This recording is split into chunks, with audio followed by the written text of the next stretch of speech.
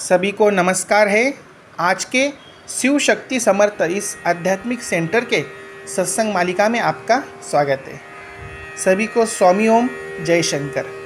तो आज के हम सत्संग में देखने वाले हैं कि आने वाले महा अंतर्गत जो पर्व है अर्थात भाद्रपद मास में आने वाले जो मुख्य त्यौहार है उसमें है हरतालिका, गणेश चतुर्दशी, ऋषि पंचमी, ज्येष्ठ गौरी लक्ष्मी पूजन और अनंत चतुर्दशी। तो ऐसे 5 पर्व यह भाद्रपद माह में हम मनाते हैं। तो उसके अंतर्गत हमें क्या करना चाहिए, किस प्रकार से विधि करना चाहिए, उसके लाभ और उसके संबंधित विशेष उपाय और विधि विधान हम देखेंगे। तो आइए हम भगवान जी के चरणों में नमस्कार करके इस सत्संग का लाभ प्राप्त करते हैं।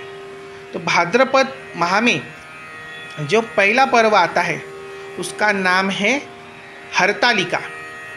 तो भाद्रपद की जो तृतीया नक्षत्र है अर्थात तीसरा जो दिन है उस दिन हम हरतालिका पर्व यह मनाते हैं। यह उसकी तिथि है और इसका आध्यात्मिक महत्व क्या है वह हम देखेंगे।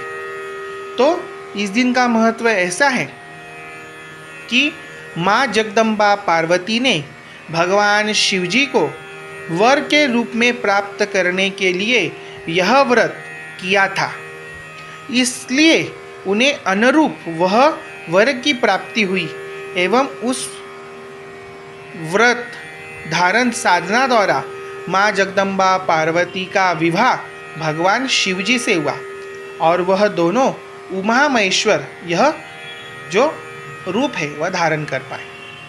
इसका महत्व ऐसा है कि हमारे ग्रंथ उपनिषद में इसका वर्णन मिलता है कि हरतालिका व्रत यह महाव्रत है और प्रत्येक स्त्री ने सौभाग्य, विधवा या बालिका प्रत्येक महिला ने यह व्रत करना चाहिए। और यही व्रत करने के बाद माँ जगदम्बा पार्वती को भगवान शिवजी यह प्रतिरूप में मिले थे।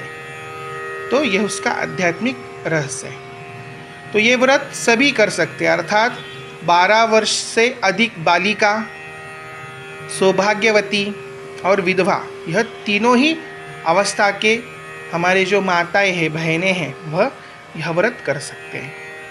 तो यह व्रत किस प्रकार से करना होता है हमारे ग्रंथों में उल्लेख मिलता है।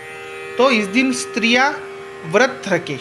यह व्रत हमें संपूर्ण हरतालिका के दिन रखकर दूसरे दिन हमें अर्थात गणेश चतुर्थी के दिन सुबह पारना करना होता है अर्थात एकादशी प्रमाण अनुरूप यह व्रत हमें 1.5 दिन का करना होता है।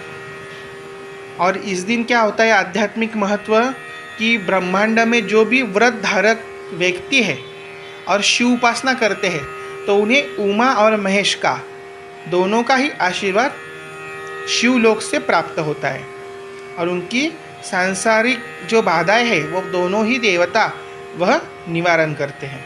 यह मुख्य इसका उद्देश्य है। तो आइए तो इसका विधि विधान हम समझते हैं। तो इस दिन स्त्रियां व्रत करें और यह व्रत एकादशी अनुरूप करें, मतलब 1.5 दिन का व्रत करना है।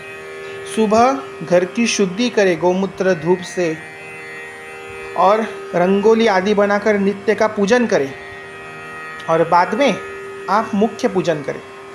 तो अपने घर के ईशान कोण में एक चौरंग या बाजोट रखें, उस पर स्वच्छ सफ़ेद वस्त्र रखें, अखंड दीप प्रज्वलित करें और आपके परिसर में जो नदी है, सरोवर है, बावरी है, वहाँ से आप शुद्ध ऐसी जो रेत आती है, जल में बह के जो रेत आती है, ऐसी रेत छान कर स्वच्छ करके आप धोकर लाए, उसमें गंगा जल गौमूत्र छिड़के और उस पीढ़े पर आसन पर आप एक बड़ी सी शिवलिंग बनाए और शिवलिंग की जो शालुंका है वह उत्तर दिशा की ओर हो, यह ध्यान दें।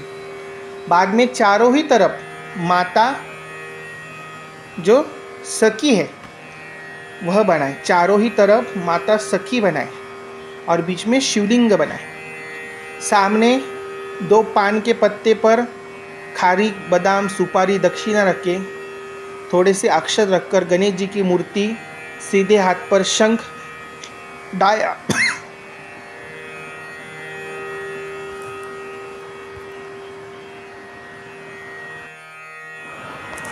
एवं दाएं हाथ पर आप घंटी स्थापित करें। ऐसी पूजा की आप रचना करें।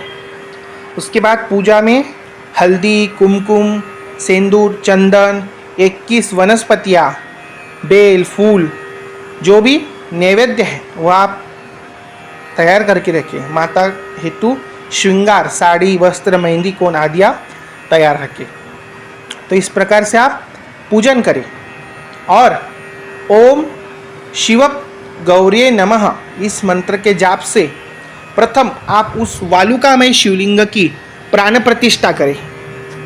बाद में गणेश पूजन, शंख पूजन, घंटी पूजन, ओम गणेशाय नमः, ओम शंखाय नमः, ओम घंटे नमः, ओम दीपाय नमः इस मंत्र बोलकर आप चंदन, हल्दी, कुमकुम, अक्षत, पुष्प, धूप, दीप, नैवेद्य आप अर्पण करें। केवल शंख में अक्षत नहीं अर्पण करें। तो इस प्रकार से आप गणेश, शंख, घंट की पूजन करें। बाद में ओम शिव गौरे नमः बोलकर पंचामृत दूध से वालुकामय शिव की पूजन करें। और ओम सखे नमः इस मंत्र से आप 4 ही सखी का पूजन करें। बाद में शिव जी को भस्म, चंदन, वस्त्र, सफ़ेद जनेऊ, फल आदि अर्पण करके पूजन करें। बाद में माँ जगदम्बा गौरी का अर्थात उस शिवलिंग को ही सौभाग्य के वस्त्र अर्पण करके उनका पूजन करें। तो इस प्रकार से आप सुबह पूजन करें और दोपहर के 12 बजे आप आरती करें गणेश जी की और श्री दुर्गा जी की और शिव जी की। बाद में 3 बजे भी आप आरती और पूजन करें। शाम को 6 बजे भी करें, रात को 9 बजे भी करें और रात को 12 बजे भी करें। तो यह पूजन हमें कितने बार करना है? दोपहर को आपको स्थापना करना है 12 बजे तक। बाद में दोपहर 3 बजे एक बार और पूजन करना है पत्री चढ़ाकर, आरती करके। फिर बाद में 6 बजे उसी प्रकार, बाद में 9 बजे और बाद में रात को 12 बजे।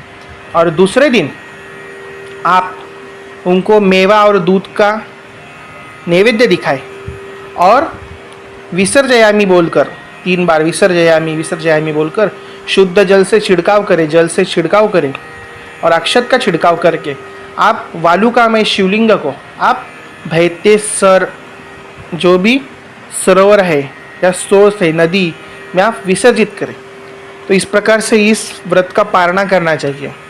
और दूसरे दिन सत्पात्र ब्राह्मणों को हम शीरा दान करें, श्रीफल दान करें और गौ माता का पूजन करें। तो इस प्रकार से हम यह व्रत करते हैं तो जो बालिका है उन्हें योग्य वर प्राप्त होता है, जो सौभाग्यवती है उनका सौभाग्य का रक्षण होता है, और जो विधवा है उनके जो पति देव थे उन्हें सद्गति प्राप्त होती। तो तीनों ही स्तरों पर इस व्रत का लाभ प्राप्त होता है। तो ऐसा यह दैविक पर्व है जिसे हम क्या बोलते हैं? तो हरतालिका, हर मनोकामना पूर्ण करने वाला यह महाव्रत जो व्रतों में व्रत है और जो सौभाग्य प्रदान करने वाला व्रत है। तो यह व्रत हमें इस प्रकार से मनाना चाहिए। तो यह हमने पहला व्रत देखा जिसे हम बोलते हैं हरतालिका व्रत। तो दूसरा जो व्रत आता है भाद्रपद माह में दूसरे ही दिन, तो वह होता है श्री गणेश चतुर्थी अर्थात गणेश जी का प्राकट्य पर्व। तो इसके विषय में हमने एक संपूर्ण वीडियो बनाया है विस्तार से, तो वो आप देखें एवं उसके बताए अनुसार आप कृति करने का प्रयत्न करें। यही हम भगवान जी के चरणों में प्रार्थना करते हैं। जय अनघा दत्तात्रेय, श्री गुरु शरणम नमः।